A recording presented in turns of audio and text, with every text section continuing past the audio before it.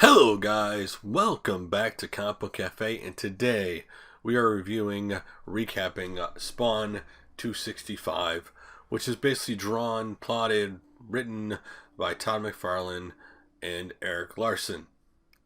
Part of the reason of this is the fact that Spawn 266 starts the Spawn slash Savage Dragon crossover, which will cross over in Spawn and Savage Dragon next month.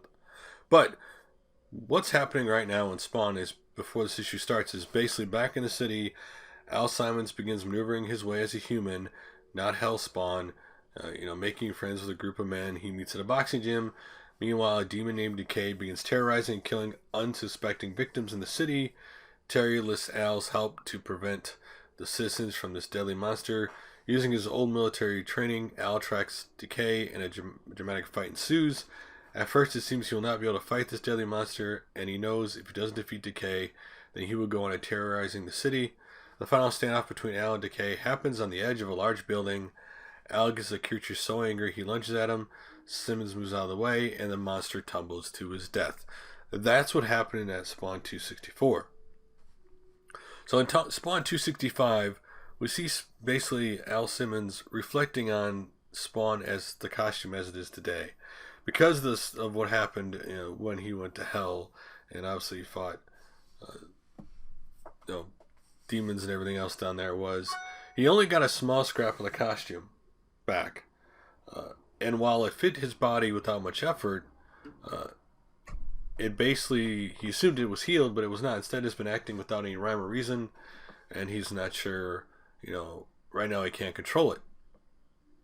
So right now, because the costume is working this way, it's stopping him from doing what he wants, in his quest to basically, his war against not only obviously hell, but obviously the angels in heaven. He wants war with everybody, and so this puts it on hold because he's kind of got to learn how to deal with this costume and what's going on.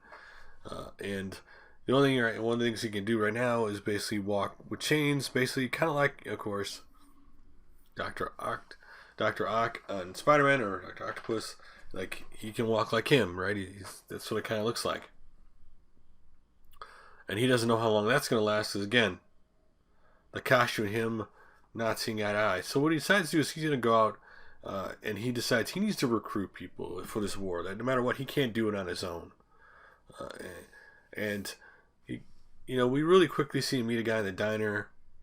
They talk for a little bit. The guy's a loner, and that's all we see. Nothing much else comes of it. But then we move on to the meat of the issue.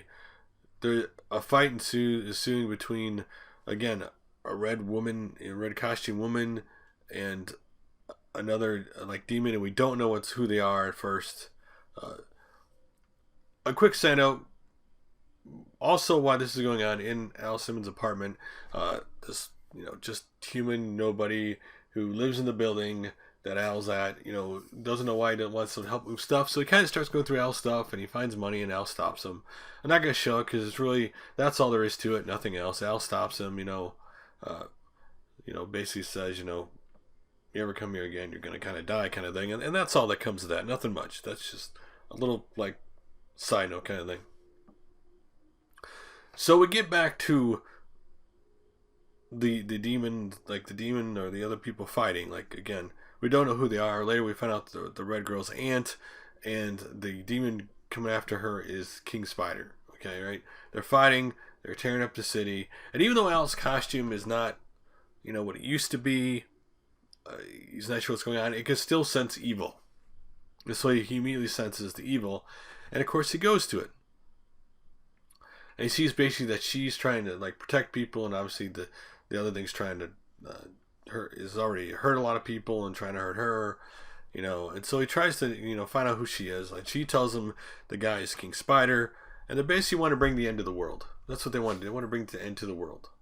The whole biblical thing, rapture.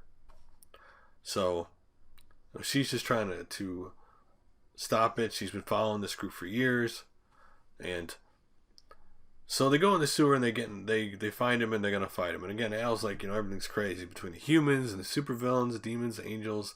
He's got this big war. It's coming. He's gonna have to fight, and he's gonna need allies to fight it. So He tries to find him with his guns. Obviously, that doesn't work. He's not strong enough. He tries to do that. So basically, what he does is go back to his instincts, his training. But eventually, that's again still not enough. He eventually gets him. And right when you think he's gonna get him, Ant takes the King Spawn out, the King Spider out. Sorry, King Spider out. And Spawn immediately assess. Obviously, she's done this before. She seems unfazed by taking him out. But at the same time, he thinks she's valuable to Spawn's plans of the future of fighting this big war. And he asks who she is, and she tells him she's Ant. And she tells him her story is no different than his. She's just trying to make life better for normal people. And that there are other people like her, heading down to a stronghold in Mexico, and run by a man named Azuya Stone. And she hopes that that's going to be enough. And that piques Spawn's interest, because you ask him, what are you going to do? You got any plans for the next few days? He goes, I don't think so. And he says he's curious to meet him. So tomorrow midnight, they're going to go. And that's how we're left with basically, her going one way, he's going the other, and he's going to meet her the next day. And that's it.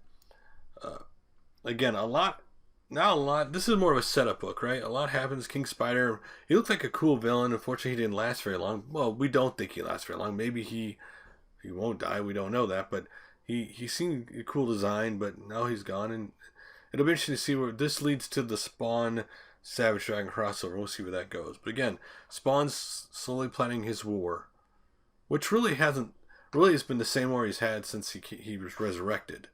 And unfortunately, since his suit is what it now used to be, it seems like it's an infant to him the way it's acting, and he's got to learn to control it. And he needs to get it going and be more powerful before he can fight this war, right? So, again, it was an entertaining issue. There's enough stuff going on. You see Al's motivations. We get to meet Ant.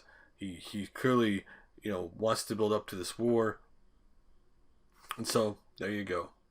What do you guys think of issue 265? That was a good issue. I don't think it was it's not a blow you away, but the artwork again with Larson and McFarlane was amazing. Of course, then again for me, I grew up in the 90s and late 80s, reading their books and loving their artwork and Spider-Man and other stuff. So I love their artwork. Anyway, so this is an issue where if you haven't read Spawn, you probably need to read what happened, 216 stuff with Wanda dying and everything else to know what's going on. You don't have to necessarily, but it's good to know everything that happened there to lead what's going to go on, obviously, forward, because they keep talking about it in the book a lot, what happened then. But you could just jump into this and figure it out as it goes along. Anyway, guys, hope you enjoyed this recap review like always. Thanks for watching, and I will do another review soon. Latest.